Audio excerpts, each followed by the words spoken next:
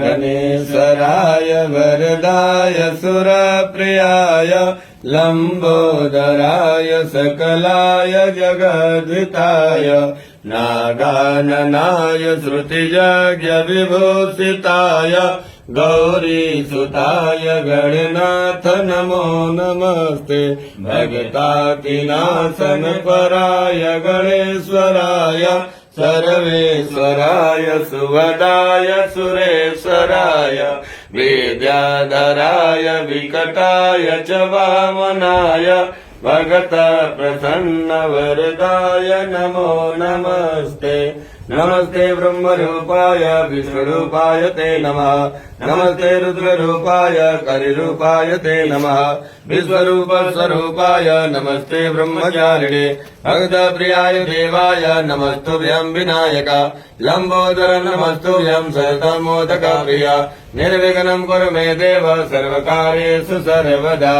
वाग्विघ्न शत्रुदलनेति च सुन्दरेति भगत प्रियेति सुखदेति फलप्रदेति विद्याप्रदेति हरेति च यस्तो लवन्ति तेभ्यो गणेश वरदो भव नित्यमेव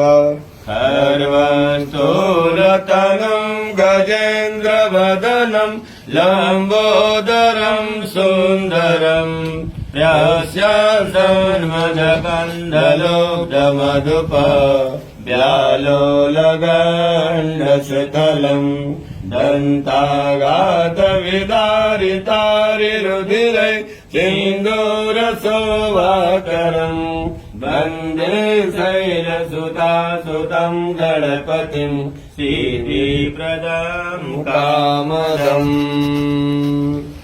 चाञ्चल्यारूढलोचनाञ्चितकृपां चन्द्रार्कचूडामणिं चारुस्मेरमुखां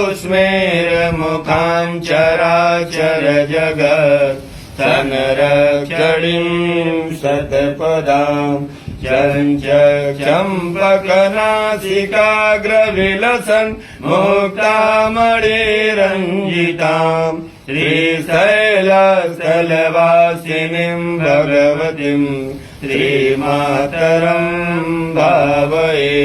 कस्तूरीतिलकाञ्चितेन्दुविलसत् प्रोद्भासिभालस्थलीं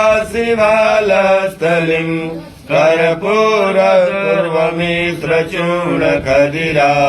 मोदोलसद्वीटिकाम् लोलापाङ्गतरङ्गितैरधिकृपा सारेण तानन्दिनीं श्रीशैलस्थलवासिनीं भगवतीं श्रीमातरं भावये श्रीमातरं भावये नमो नमस्ते स्फटिकाप्रभाय सुश्वेतहाराय सुमङ्गलाय सुपासहस्ताय जसासनाय जलाधिनाथाय नमो नमस्ते जलाधिनाथाय नमो नमस्ते देवी प्रपन्नार्तिहरे प्रसीद प्रसीद मातर्जगतोऽखिलस्य प्रसीद विश्वेश्वरि पाहि विश्वं त्वमीश्वरी देवी चराचरस्य त्वमीश्वरी देवी चराचरस्य त्वं वैष्णवी शक्तिरनन्तवीर्या विश्वस्य बीजं परमासि माया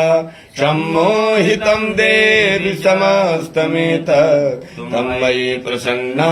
भुवि मुक्तिहेतु तं वै प्रसन्ना भुवि मुक्तिहेतु प्रार्थनापूर्वकं नमस्कारान् समर्पयामि।